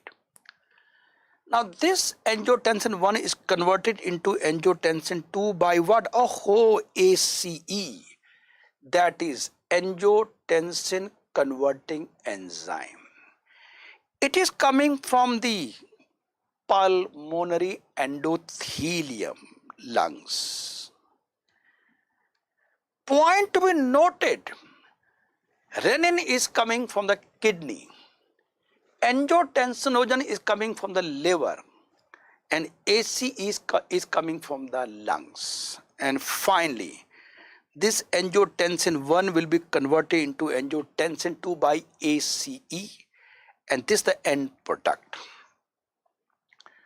So you understood that how angiotensin 2 is made by renin, angiotensin 1, ACE. Finally, the end product is angiotensin 2. So now you are clear about it. The answer of this question is why. The answer of this question is ACE. Yeah. So we are clear about this part, and we know ultimately angiotensin 2 has been made. So up to this part we are clear about it. With this background we move further. Well, the angiotensin 2 has been made, right? So now I'll be moving further. I'm going to discuss what it is going to do. What angiotensin 2 is going to. Now I'll be talking about this part of the chart. Well, so what is angiotensin 2 has been made. So let's learn the normal physiology. Till now I'm just talking, in the previous slide also I discussed physiology, again basic physiology. Now this angiotensin 2, this is going to act in the receptor. It is going to act in the receptor, angiotensin receptor of the vascular smooth muscle. So it is going to act in the blood vessel, in the smooth muscle, and lead to vasoconstriction. This vasoconstriction will lead to increase in the peripheral resistance, and this increased peripheral resistance will lead to increase in the blood pressure. How come? Let's learn the basic concept. The basic concept is BP depends on three parameters: cardiac output, basic physiology of BP, cardiac output, peripheral resistance, and blood volume. Make a box. These are the three parameters on which the blood pressure depends. Okay, so as the peripheral resistance will increase by vasoconstriction, okay, BP will go high. This is the reason the angiotensin 2 will raise the BP. So now if you use ACEI, the clinical applied, if you use ACEI, so do I need to tell you, when we use ACI, it will lead to reduce angiotensin 2 level?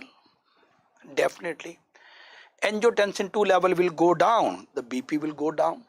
This is the basic correlation of physiology with pharmacology, how BP is reduced by ACEI, and of course you can correlate with medicine also. Well, it constricts efferent arteriole. Okay. Sorry. So I mentioned to you that when we use renin, it causes efferent constriction. This is done by the, in fact, it is done by the angiotensin 2. And this is how they maintain the filtration fraction. Okay, and that's very useful in the low volume state where we want the GFR should be maintained, otherwise the patient will go into renal shutdown immediately. Well, it also potentiates aldosterone. Point to be noted. That's why they are a part of renin, angiotensin, aldosterone system. Renin, angiotensin, aldosterone system. So what is going to do with the aldosterone? Let's learn the basic physiology first. Then we will correlate with pharmacology and medicine. Aldosterone, normal nephron. In the DCT, we have A for aldosterone. It normally absorbs, let's say, 2 sodium. Normal physiology. Sodium is absorbed actively, water follows passively. 2 positive particles have come in. As per law of electrostat, body has to secrete 2 positive particles. There's no discount, no concession on this. 2 in, 2 positive in, 2 positive go out. So HN impression goes out. Now this angiotensin 2, it will potentiate aldosterone. Now let us say 2 more sodium have been reabsorbed with water. Sodium absorbed actively, water follows passively. Now 4 sodium are absorbed. As per law of electrostat, 2 more positive particles have to go out. 1 more HN, 1 more potassium will go out. So that can lead to, of course, that can induce hypokalemia and metabolic alkalosis. Hypokalemia and metabolic alkalosis can occur. But what is more important, more and more sodium and water coming in, that lead to increase intravascular volume, and that will lead to increased BP. Definitely remember, BP depends on 3 parameters: cardiac output, peripheral resistance, and blood volume. So they are going to cause increased blood volume. So increased blood volume will lead to contribute to increased BP. So definitely when we'll be using ACEI, this factor will be all totally reversed, and there will be reduced intravascular volume. BP will come down when we use ACEI. So this is a basic pharmacology. You can nicely correlate with physiology how BP will come down. Well, we understood. Most of you are not aware that they even potentiate ADH also. ADH come from posterior pituitary, and that lead to increased water reabsorption. Well, again, same nephron. This is the collecting tubule. Here ADH act, antidiuretic hormone which come from posterior pituitary, but it absorbs only water. It has nothing to do with sodium, potassium, not at all. They simply absorb water. But now comes the gold medal question.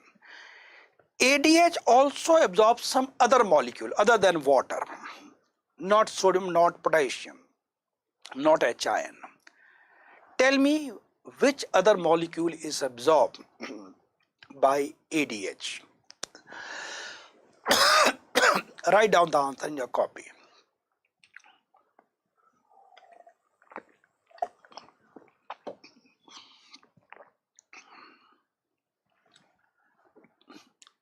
Well, the answer is urea. Very, very important point. It also absorbs urea also. Okay. So we come to know that how ADH is affecting. Little bit more. It also potentiate at PCT also.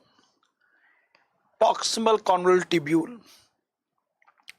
It tend to reabsorb sodium and water at PCT by direct action. Again, go back to the basic.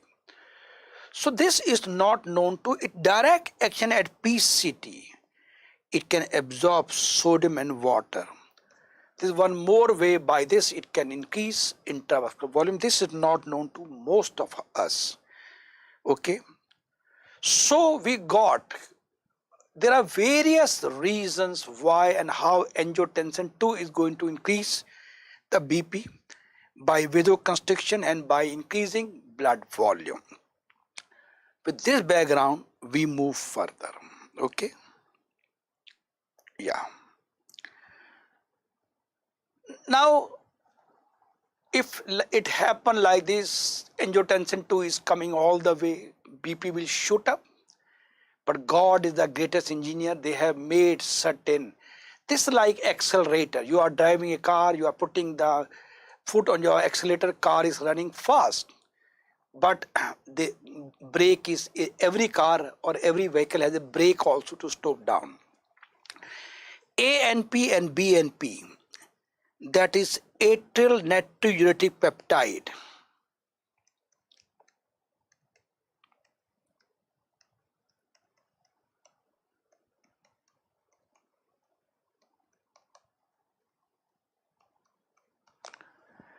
And brain natriuretic peptide. Brain natriuretic peptide. They are there. A and P come from atria and B and P come from the ventricle. This is a misnomer. It doesn't come from brain, it comes from ventricle. Okay. So A and P from the atria and B and P from the ventricles. They are natriuretic peptide. They cause sodium loss. Angiotensin 2 was retaining sodium and they are causing sodium loss. So they keep a check on the renin-aldosterone system, renin, angiotensin, aldosterone system, so-called RAAS.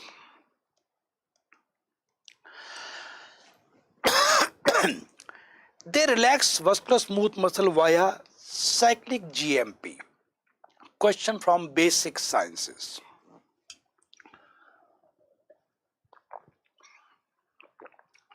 And they will cause increase GFR by natriuresis. They reduce renin. They dilate the afferent arteriole. And they constrict the efferent arteriole. When the efferent arteriole will get constricted and the large pressure is coming, so they are going to cause increased filtration fraction. And they promote natriuresis. The only key word you got to remember is they promote natriuresis.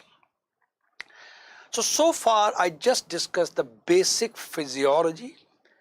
And this knowledge is the basic fundamental of all the pharmacology and the clinical side, which is essential to integrate these subjects. Now we talk about question number 2. Now my job is very easy because most of basic concept you know.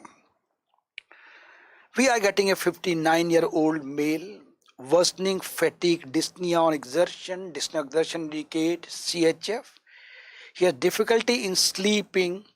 He required 4 pillows because the moment he removed pillow, he feel breathless, which is a feature of congestive heart failure. Okay, bilateral lung crackles are there, edema is there, cardiomegaly, all indicated congestive heart failure. He is a case of CHF. But BP is on the higher side, 150, 160, 90, 100, higher side.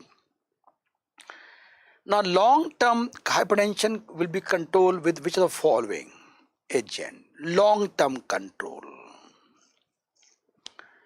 Okay, would be achieved. Lovely question. Let us see.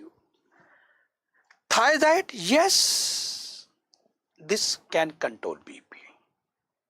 Oh, this can also control BP. This can control this also. Although this we don't use, this can reduce, but we don't use this as an antihypertensive drug. Wonderful. There are 4 options. But why this answer? $1,000,000 question again. Remember, in the exam, when you write any exam, examiner never says choose the right answer. He says choose the most appropriate answer. So we have got 4 drug antihypertensive, but we are going for lisinopril. Why? Let's learn the basic. So let's learn, we have learned the basic physiology of Acei. Now we go into pharmacology, and now we'll correlate with medicine also. So we have angiotensin converting enzyme inhibitors, so-called ACEI. Example are captopril, enalapril, lisinopril, ramipril, all are prils. The mnemonic is pril, are ACEI. Okay. Now what they are going to do? They are going to inhibit ACE. So when the AC get reduced, they are going to reduce angiotensin 2. Okay. Look into this. Now you look into the lovely. This is a summary. So friends, now we'll correlate our physiology with medicine. We have read the physiology, we'll correlate.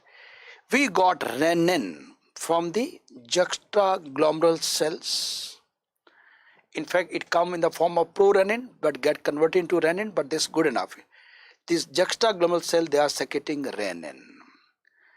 And we learned in the basic physiology that liver secrete angiotensinogen. We learned. We also learned that renin convert angiotensin into angiotensin 1. We learned it. And we also learned that ACE, which is coming from pulmonary endothelium, convert angiotensin 1 into angiotensinogen 2. And this will be acting on the receptor. This is going to act in the receptor. Okay. It is going to act on the receptor, and this is how it's going to increase BP. So this, what I have just labeled right now, is the revision of physiology, what I told you just now. Now we correlate pharmacology. So if we have, after leaving this physiology, now look into the pharmacology. Pharmacology, renin action is inhibited by aliskiren. Aliskiren is the one drug which will inhibit renin. So let's go back. So aliskiren will be inhibiting renin at this step. So angiotensin 1 will not be made, obviously. So angiotensin 1 will not be made. No 1 means no 2. Definitely no 2 means no effect of angiotensin. So summary is aliskiren is a renin inhibitor.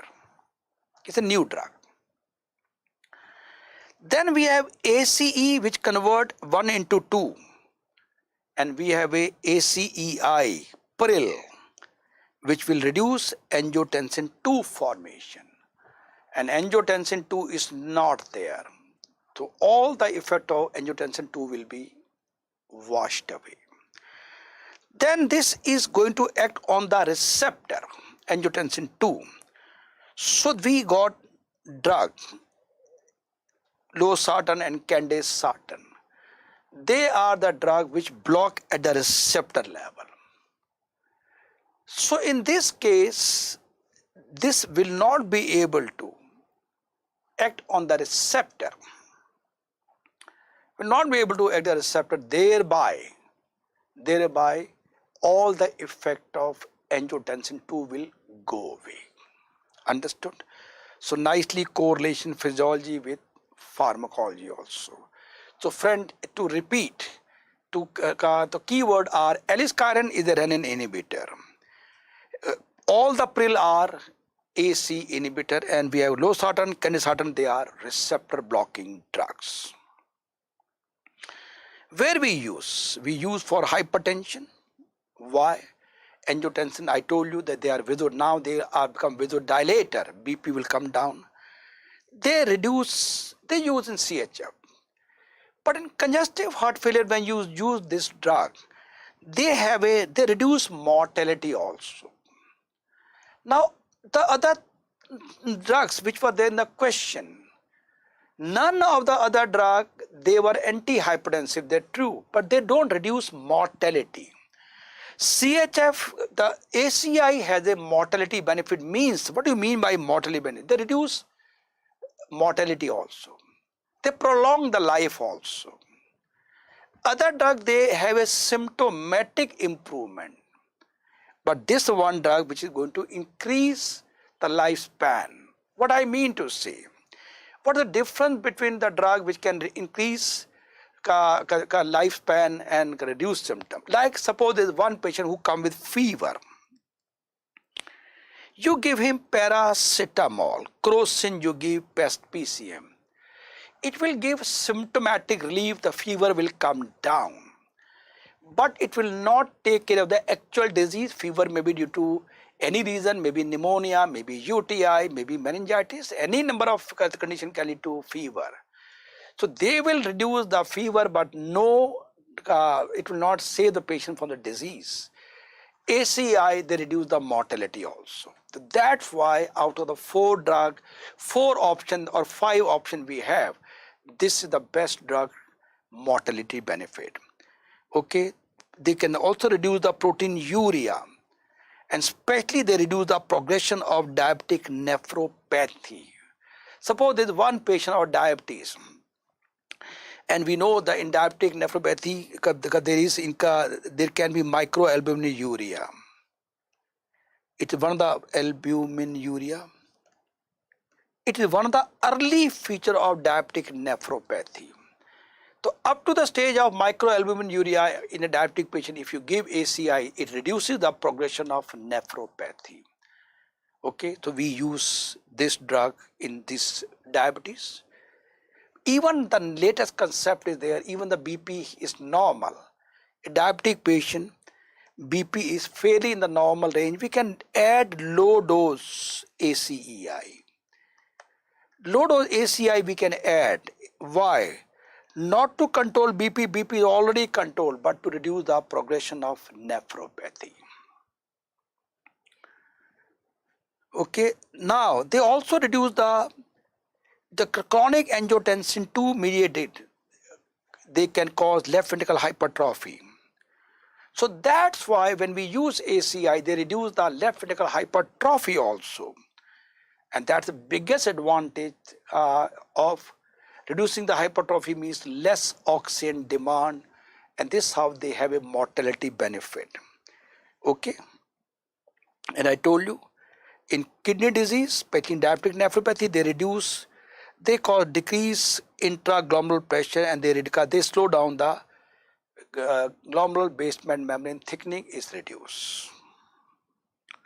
Question 3. We have a 50-year-old man, well-controlled diabetes, normal renal function, no microalbuminuria. Which of the following drugs should be most rational to start as an antihypertensive drug? Okay, the answer is ACEI or ARB. Why not others? Well, he is a type 2 diabetes. This is not used. Thiazide itself can lead to increased blood sugar. So it is contraindicated in diabetes, out. What about others? Let's learn why we want to use in diabetes. Just now in the previous question I told you, if you use ACI in a diabetic patient, well controlled renal function, it slow down the progression of nephropathy. So now it's a drug not only to control BP but as a nephroprotective drug in diabetes. So there's no point in using any other drug. So that's why it's always the first line treatment in diabetic with nephropathy. It's a distinct advantage as compared to all other. Okay. So now what are the special indication where we want to use ACI or ARB with hypertension patient with following association: diabetes mellitus with normal renal function or up to stage of microalbuminuria. But after that, when patient go into macro and end stage renal disease, then they is not very effective. Number one, diabetes. Congestive heart failure. Patient having erectile dysfunction. Erectile dysfunction is a very common side effect by beta blocker. Okay, so we use ACI. Unilateral renal artery stenosis. And young hypertension, because in young hypertension they usually have a increased renin level. So these are some of the specific indication of using ACI with hypertension. Now we got a 36-year-old male, dry cough is there, BP is controlled. Okay, he's taking aspirin, glipizide, lovastatin, hydrochlorothiazide and lisinopril. Which drug you like to substitute? Losartan. He has dry cough. Dry cough is a side effect of ACEI. Let's learn the pharmacology of dry cough and then we learn physiology why this dry cough occur. So cough is a dry cough. Dry cough means there is no sputum, only dry cough without any sputum. But point to be noted, it never happened on day one. At least the patient should be taking for last 3 weeks. Very, very important point. So it can produce non-productive cough, no sputum, dry cough. How? Why? Again, go back to the basic concept. Now we need the physiology of cough. Okay. The reason is normally in a normal physiology, ACEI, it causes breakdown of bradykinin. Normal physiology. Okay. So it breaks down bradykinin. Once we use ACEI, the bradykinin breakdown will not occur. This breakdown will not occur. There will be increased level of bradykinin. It is this which lead to cough. Right? So increased cough occur due to reduced breakdown of bradykinin by ACEI. So that's why in a patient who develop cough, you stop ACEI. You don't give ACEI. Then you give losartan, which are the receptor blocking drug. So they will be blocked. This is angiotensin 2, which act on the receptor. Losartan, or they will be acting at this step. ARB, angiotensin receptor blocking drug, will be acting as a receptor. They have nothing to, they will not change. They will not change their bradykinin will be as normal. So that's why whenever cough is there, substitute with ARB. Okay. So treatment is to change the drug to ARB such as losartan. The first problem, the side effect was dry cough. Second is angioedema. Dry cough is a very irritating side effect, but it's not life-threatening. Angioedema is a dangerous, again due to increased bradykinin. Okay, so that's why these drugs are contraindicated in C1 esterase inhibitor deficiency. Very, very important point. Okay, again, this is going to cause more angioedema in patient with having C1 esterase inhibitor deficiency. Third side effect, teratogenic. So fetal renal malformation, the clinical applied about this for the pharmacology, medicine, they are absolutely contraindicated in pregnancy. They can lead to fetal renal malformation. They can cause increased creatinine. Increased creatinine can occur if we use in renal failure. Hyperkalemia is a dangerous side effect that can happen in these patients, and hypotension, especially first dose hypotension. What do you mean by first dose hypotension? Suppose there's one patient who has high BP, you ask him to take in the morning at 9 a.m.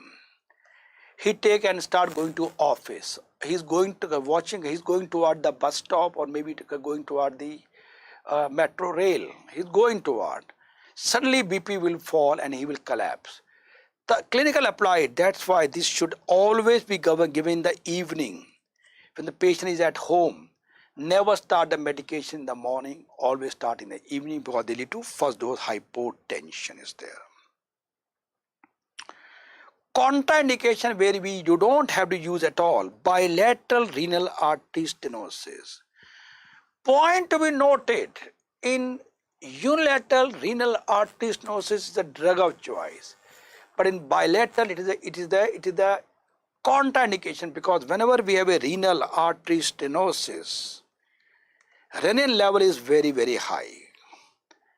Renin level is very, very high, and if the bilateral renal artery stenosis is there, the moment you give ACI, BP will fall drastically, and already patient has bilateral renal artery stenosis, it will lead to sudden decrease in renal blood flow. Added by the low BP and renal artery stenosis, patient will go into acute renal shutdown.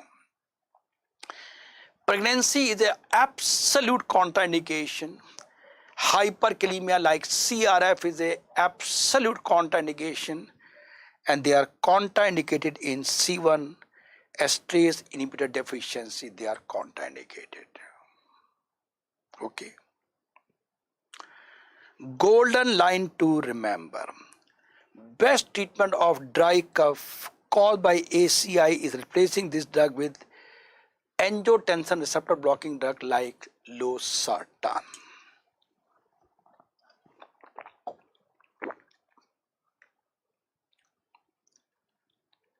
Question number 5. For many hypertensive patients, you can prescribe lisinopril or losartan. What is the difference between the two? Okay. Lisinopril effectively inhibits angiotensin 2. Losartan does not, is the answer. This is a simple physiology question which I answered in the previous question also. ACI are reducing the formation of angiotensin 1 to 2. ACI act here, and angiotensin act on the receptor, and that is blocked by ARB. So simple is the answer. Straightforward. Lisinopril completely block catecholamine mediated vasoconstriction? Not at all. Not at all. It has nothing to do with catecholamine. Losartan causes higher incidence of bronchospasm? No way. They don't have any effect on the bronchospasm. Preferred for managing hypertension during pregnancy? Not at all. Both these drugs, losartan and Acei inhibitor, they are absolutely contraindicated in pregnancy. Is suitable for patients with heart failure? They should be avoided? No. Both can be given. ACI and losartan, both can be given in congestive heart failure. So we have ruled out all. This is the best answer. Now let me talk more about ARB. ARB are losartan, kenesartan and valsartan. All ending with sartan are bar ARB. So as I told you, they are exactly same. The only thing they are blocking the receptors. The biggest advantage, they don't have dry cough. Do I need to tell you? No. Reason you know, because they are not going to change anything with the bradykinin. They are acting a step ahead of ACEI and they are targeting the receptor. Okay. So they are going to reduce the peripheral resistance because again they are blocking the receptors.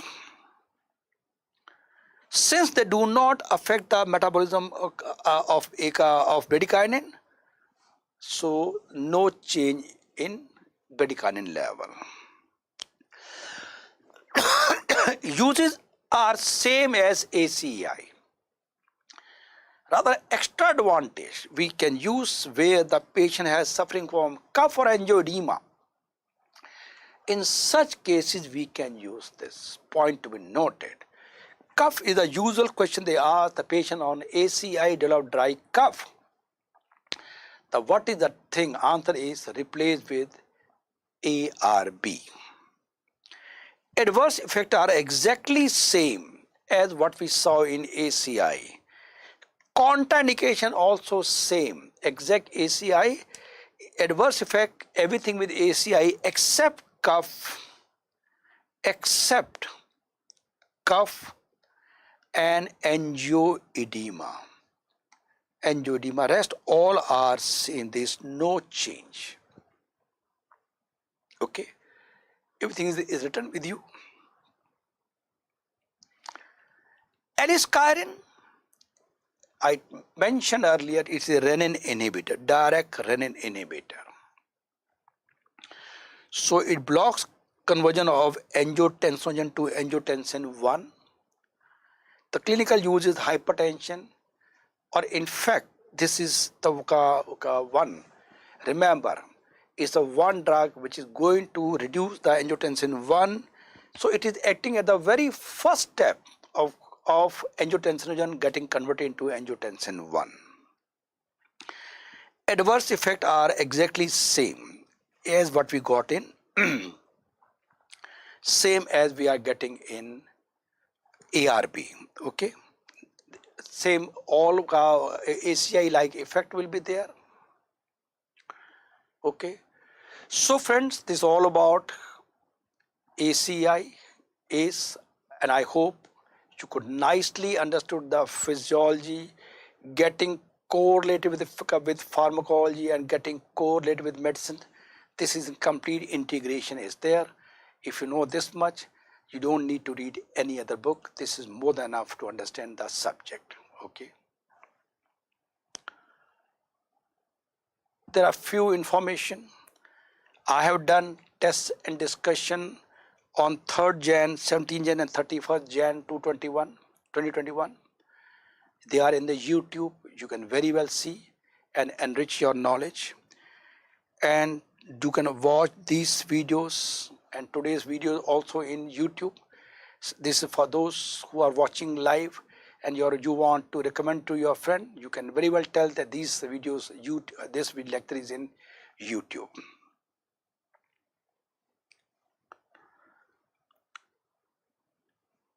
Next test and discussion will be on 14th February, Sunday, that is next Sunday.